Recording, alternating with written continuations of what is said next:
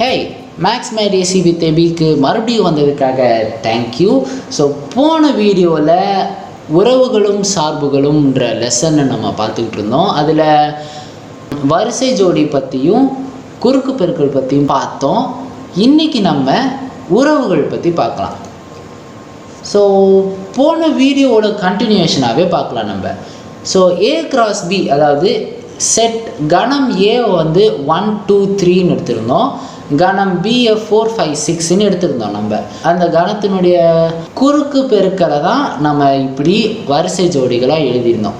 இப்போ இந்த வரிசை ஜோடியிலேருந்து நான் ஒரு சில உறுப்பினர்களை நீக்கிடுறேன்.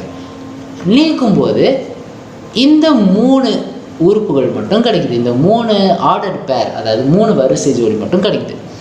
அந்த வரிசை ஜோடியை ஆர் அப்படின்ற ஒரு கணத்தில் நான் எழுதுகிறேன். இப்போ ஒவ்வொரு வரிசை ஜோடியும் நல்லா கவனித்து பார்த்தீங்கன்னா, செகண்டாக வந்திருக்கிற எலிமெண்ட்டு ஃபஸ்ட்டாக வந்திருக்கிற எலிமெண்ட்டோட 3 நம்பர் ஜாஸ்தியாக இருக்கும். அதாவது ஒவ்வொரு பி இன் ஆர்டர் பேர் ஏபிக்கும் பி வந்து எப்படி இருக்குதுன்னா a + 3 இருக்குது. அதாவது 4ஓட வரிசை ஜோடியாக மேப் ஆகிருக்கிறது 1. ஸோ 1 + 3 அப்படி இருக்குது. அது 2 அப்படின்னு எடுத்துக்கிட்டோம்னா 2ஓட +3 பண்ணால் 5ன்னு கிடைக்குது. 3ன்னு எடுத்துக்கிட்டோம்னா 3 + 3 6ன்னு கிடைக்குது. ஸோ வரிசை ஜோடியில் இருக்கிற 2 எலிமெண்ட்டுக்கும் உள்ளார ஒரு ரிலேஷன் இருக்குது, ஒரு உறவு இருக்குது. அதாவது b = a + 3ன்ற உறவு இங்கே இருக்குது. b = a + 3ன்னு ஒரு லிங்க் இருக்குது. அந்த லிங்க்கை தான் என்ன சொல்கிறோம்னா உறவுகள் அப்படின்னு சொல்லிட்டு சொல்கிறோம். இப்போ இந்த ஒரு குடும்பத்தை எடுத்துக்குவோம். ஸோ மேத்யூ ஸ்மித் இவங்க 2 பேரும் மேரி அண்ட் ஜான் அப்படின்ற பசங்களை வளர்த்துக்கிறாங்க. வளர்த்ததுக்கப்புறம் மேரிக்கு ஜோன்ஸை திருமணம் பண்ணி வைக்கிறாங்க. அதே மாதிரி ஜான்ஸுக்கு கல்பனாவை திருமணம் பண்ணி வைக்கிறாங்க. மேரியும் ஜோன்ஸும் சேர்ந்து ஆலிஸ், ஆல்வின், ஆக்னஸ்ன்ட்டு 3 பசங்களை வளர்க்குறாங்க.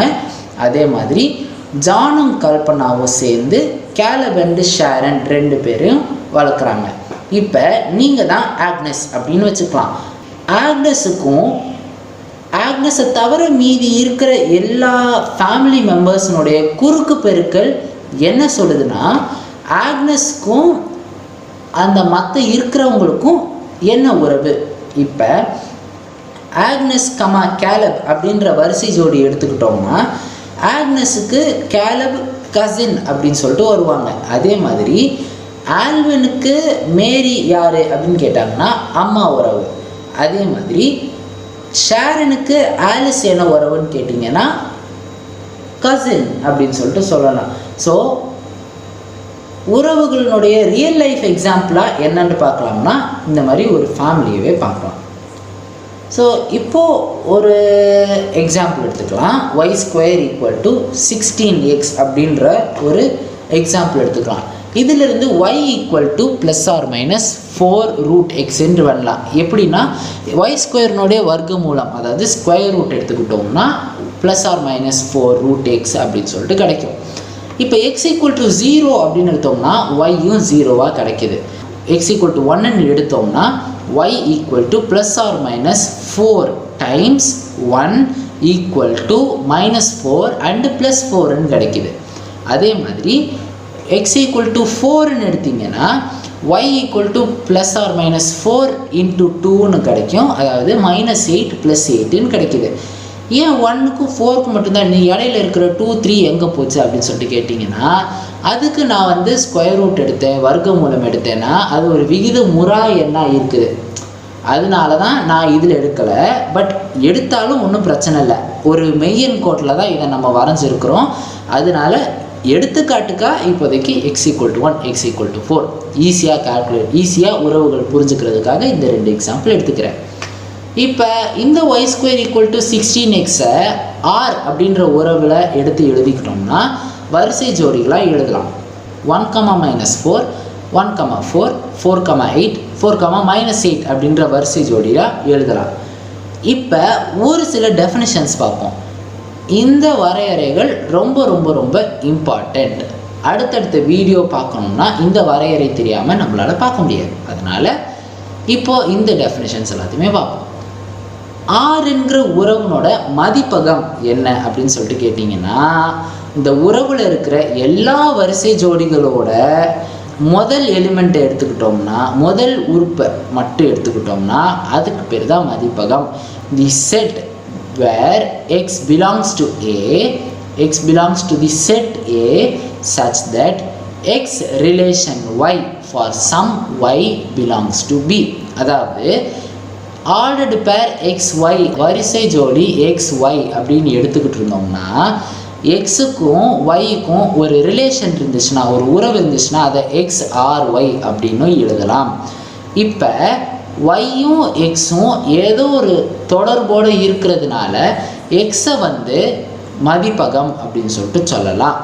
அதே மாதிரி கணம் பி மொத்தமாக எடுத்திருந்தோம்னா, இப்போ போன எக்ஸாம்பிளில் என்ன எடுத்திருந்தோம்னா, கணம் பிங்கிறது என்னதுன்னா மொத்த மெய்யன் கோடுமே எடுத்துக்கிட்டோம். அதே மாதிரி இங்கே மதிப்பகத்தையும் மொத்த மெய்யன் கோடை தான் எடுத்துக்கிட்டு இருந்தோம் நம்ம, ரைட்டா? துணை மதிப்பகத்துடைய வரையறை என்னதுன்னா, எந்த சைடு நீங்கள் மேப் பண்ணுறீங்களோ, எந்த கணத்துக்கு நீங்கள் மேப் பண்ணுறீங்களோ அந்த கணத்துக்கு பேர் தான் துணை மதிப்பகம். ஆரின் வீச்சகம், அதாவது மேப் ஆகிருக்கிற எலிமெண்ட்ஸ் எல்லாத்தையுமே வீச்சகம் அப்படின்னு சொல்லிட்டு சொல்லுவாங்க.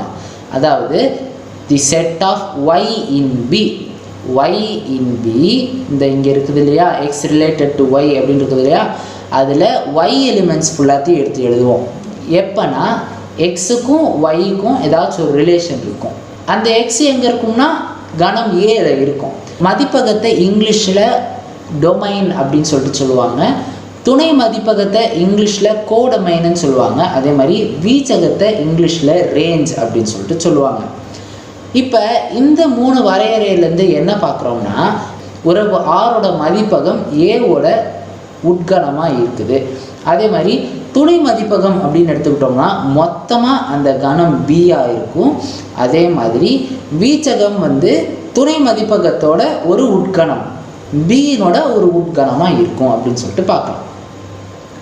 இப்போ ஒரு சில ப்ரூஃப்ஸ் பார்ப்போம், ஒரு சில தேற்றங்களை பார்ப்போம். So n of a equal to B, அதாவது கணம் ஏனுடைய உறுப்புகளின் எண்ணிக்கை இல்லாட்டி அதனுடைய ஆதி எண் என்னன்னு கேட்டிங்கன்னா பி அப்படின்னு வச்சுக்கலாம். அதே மாதிரி கணம் பியினுடைய உறுப்புகளின் எண்ணிக்கை அல்லது கார்டினாலிட்டி ஆஃப் பி அப்படின்னு சொல்லிட்டு சொல்லுவாங்க, அதை Q அப்படின்னு வச்சுக்கலாம். கணம் ஏ மற்றும் கணம் பிக்கு இடையே இருக்கும் உறவுகளின் எண்ணிக்கை 2^PQ அப்படின்னு சொல்லிட்டு சொல்கிறாங்க. எப்படி அப்படின்னு சொல்லிட்டு பார்ப்போம். இப்போ n of a equal to B அப்படின்னு கொடுத்தாச்சு, n of b equal to Q அப்படின்னு சொல்லிட்டு கொடுத்தாச்சு. ஏக்கும் பிக்கும் குறுக்கு பெருக்கம் பண்ணி அதில் இருக்கிற உறுப்புகளின் எண்ணிக்கை எவ்வளோவா இருக்கும் அப்படின்னு சொல்லிட்டு பார்த்தீங்கன்னா P இன்ட்டு Qவாக இருக்கும். இப்போ உறவுகளை வந்து எப்படி சொன்னோம்னா குறுக்கு பெருக்கத்தினுடைய ஒரு உட்கணமாக தான் சொன்னோம். அதாவது relation is a subset of a cross product அப்படின்னு சொல்லிட்டு சொல்லியிருந்தோம்.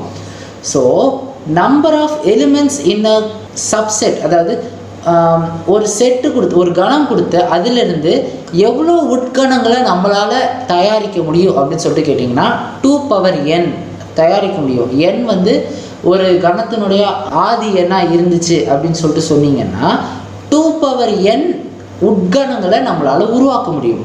இப்போ உறவுகள்ன்றது கார்ட்டீசியன் பெருக்கலினுடைய ஒரு உட்கணம், அதனால ஏக்கும் பிக்கும் இடையில 2^PQ உறவுகளை நம்மளால் உருவாக்க முடியும்.